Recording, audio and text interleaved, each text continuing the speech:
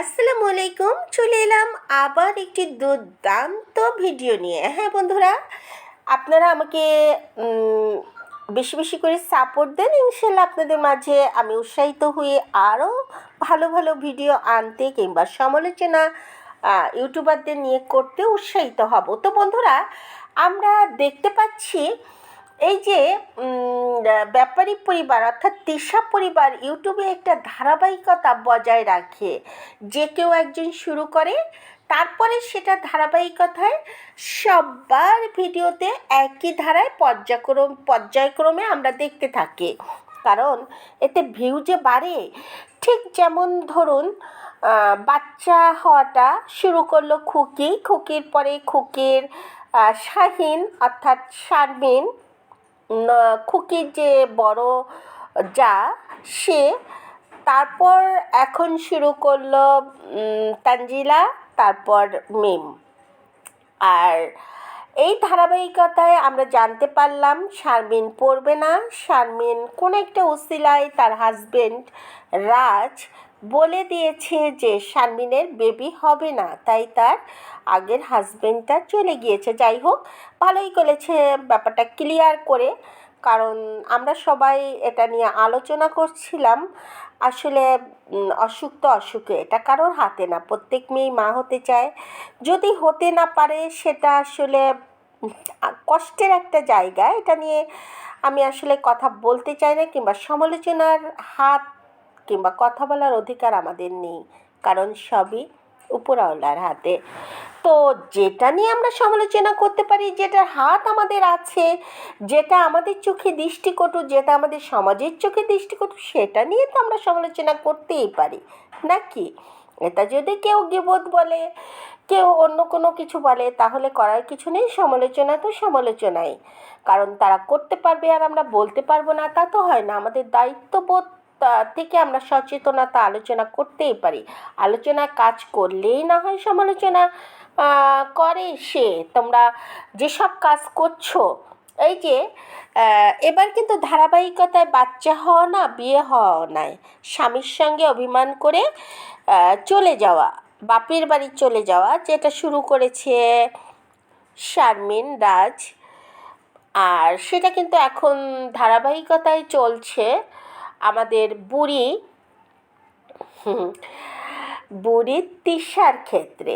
তিশা এই বুড়ি বয়সে তার কন্যাকে নিয়ে একা একা রাগ করে ঢাকা থেকে বাড়ি চলে গিয়েছে। ব্যাপারটা হাস্যকর না? যে বয়সে এগুলো আসলে কে এটা মানায়? শারমিন করেছে, নতুন বিয়ে হয়েছে, মানবিমান হয়েছে, রাগ করেছে। হ্যাঁ, শারমিন যেটা করেছে সেটা নিয়ে আমি আলোচনা করব, ওভার যেগুলা ছিল। কিন্তু শারমিনের চাইতে কম কি করলো তিশা লোক হাসানো? এই বুড়ি বয়সে মেয়ে একটা নিয়ে নাতি হতে চলেছে, সে কিনা রাগ করে, তাও পাবলিক প্রেসে এসে ভিডিও করে দেখাচ্ছে আমি রাগ করে বাপের বাড়ি মেয়ে নিয়ে চলে এসেছি। ছি ছি ছি ছি ছি ছি, কি প্রেস্টিজ, কি সম্মান এদের! এদের যদি প্রেস্টিজ জ্ঞান সম্মান থাকতো, তাহলে আর এগুলা না। হ্যাঁ, রাগ অভিমান সবার হয়, কম বেশি একটু হয়, এগুলা না লিক আউট হতো না পাবলিকে। তো তোমরা যখন পাবলিকে লিক আউট করেছো, ভিউয়ার্সের জন্যই করছো এসব নাটক, বুঝছো? কারণ খুব স্বাভাবিক ছিল, দেখলাম কি বলে বাপ্পি, অর্থাৎ বাপ্পিকে আসলে হাফ লেডিসই বলা চলে, এক ধরনের আও আও আও। তো সে বাপ্পি হ্যাঁ করতে করতে সে বলছে যে তিশা চলে গিয়েছে, তাই সে তার ছোট শালিকা অর্থাৎ শালিক পাখির সঙ্গে সে গাড়িতে করে যাচ্ছে। তো তার শালিক পাখি তো প্রেগনেন্ট। তো বুঝলাম না যে তিনজন গাদাগাদি করে পিছন সিটে বসার কি দরকার ছিল? ড্রাইভারের পাশে কি সিট ছিল না? ছিল তো মাত্র তিনজন। বাপ্পি তো পারত ড্রাইভারের পাশের সিটে বসতে, রিল্যাক্সে মিম আর বাবু যেতে, নাকি তার সহ্য হচ্ছিল না? বাপ্পি মানে বাবু আর তার মাঝে সে কাবাবের হাড্ডি হতে ঢুকে পড়েছে ঠিক বোধগম্য হলো না। দর্শকরা, আপনারা যারা দেখেছেন ভিডিওটা দেখে একটু বলেন তো, অত গাদাগাদি করে, তাও আবার একটা বাচ্চা নিয়ে বসার কি হলো? আর একটা জিনিস খেয়াল করেছেন, বাপ্পি কিন্তু শুধু বাপ্পি নয়, অনেকেই যেরকম মিম বাবু তো ইনসাল্ট করেই, ওই যে তাদের একটা মেয়ে কি যেন নাম, তাবিয়া, আবদিয়াকে কেমন যেন ইনসাল্ট করা ধরছে। আবদিয়াকে বলছে ও কারোর কথা গ্রাহ্য করে না, ও নিজেকে প্রাধান্য দেয়, বিশ্বাস করে না। একটা বাচ্চা মানুষ, সে কিনা বিশ্বাস অবিশ্বাসের কি বোঝে? হ্যাঁ, তার মধ্যে একটু গোঁড়ামি ভাব থাকতে পারে, কিন্তু বিশ্বাস অবিশ্বাসের কথা কেন আসছে? আর সাথে মিম বলছে এরকম অবিশ্বাস থাকলে কি চলবো, এটা ওটা কত জ্ঞানে কথা। আরে বাবা, তুমি কি, তোমার মেয়ে আর কি শিক্ষা পাবে তোমার কাছ থেকে? তুমি এখনই যেসব বুড়ি মহিলা যেসব ভাব করো, তোমার বয়স কি কম? যতই তুমি বড়, তোমার বয়স 25 বছর, 23 বছরের ছুরি, তোমার ফেস কাটিং দেখলেই বোঝা যায় তুমি বুড়ি না ছুরি। মুখ তো বাঁকিয়ে গিয়েছে এক সাইড, সেটাও ধরে নিলাম যে সৃষ্টিকর্তার, কিন্তু তোমার ঢঙের চোটে আরও বাঁকিয়ে বাঁকিয়ে কথা বলো। আর ওই চেহারা নিয়ে কি করে তুমি ক্যামেরার সামনে মুখ লাগিয়ে কথা বলো? আমাদের না দেখতে বিরক্ত লাগে। তোমার কিছু ওই যে আহ, ভক্তরা এটা ওটা বলে না, সেগুলা পাম পাম দেয় তোমাকে, আসলে তারাও তোমাকে পছন্দ করে না। যাই হোক, বাবু কি দেখে পছন্দ করেছে তা তো বুঝতেই পারছো। তোমার না আছে রূপ, না আছে যৌবন, না আছে ফিগারের ওই সাইজ। বাবু তোমার উপরে তবলা যখন বাজাতে চায়, তখন তো ওই যে তবলার ওই হাতের ওই টুং টাং, ওই যে মাঝের আঙ্গুলটাও ওখানে যেয়ে পড়ে। মানে তবলা বাজাতে গেলে যে মধ্যমা আঙ্গুল, তর্জনী, অনামিকা সব কিছু ব্যবহার করার পর মধ্যমাটা তো বেশি ব্যবহার করা হয়। তো সেই মধ্যমা তোমার ওই তবলার উপরে উঠে, মধ্যমাটাও তো বোধহয় বাবু বাজাতে অক্ষম। যাই হোক, তারপরে একটা বেবি কি করে হলো, হতেই পারে কোনো রকম একটু মানে কিছু একটু ড্রপ পড়লেই বেবি হয়, সেদিকে নাই বা যায়। তো যাই হোক, মিম যে উচ্ছ্বাস দেখিয়েছিল এই যে শারমিন আর রাজের ব্যাপারটা নিয়ে, মানে তাদের সারাসারি হয়ে যাচ্ছে, তাদের মধ্যে সংসার হচ্ছে না, ইত্যাদি ইত্যাদি, যে উচ্ছ্বাস, মিম এবং মিমের বোন, আমি আসলে তিশার মধ্যে যে উচ্ছ্বাস ছিল, সেই উচ্ছ্বাসটায় ভাটা পড়েছে। খুকিও কিন্তু এসছিল ভিউ কামাতে, কারণ এদের চাকরি এটা। কোনো একটা কেউ বলেছিল যে এরা করেই খায় ইউটিউবিং করে।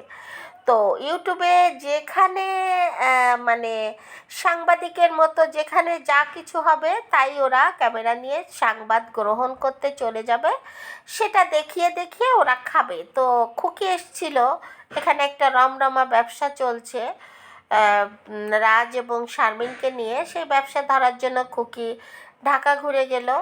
তিশা আসলো, যদিও তিশা ক্যামেরা ওখানে ধরেনি, বাট তিশার যতটুকু ইনফ্লুয়েন্স করা দরকার সংসার ভাঙার জন্য শারমিনের, অবশ্যই বাবুকে সেটা পরিয়ে দিয়েছে।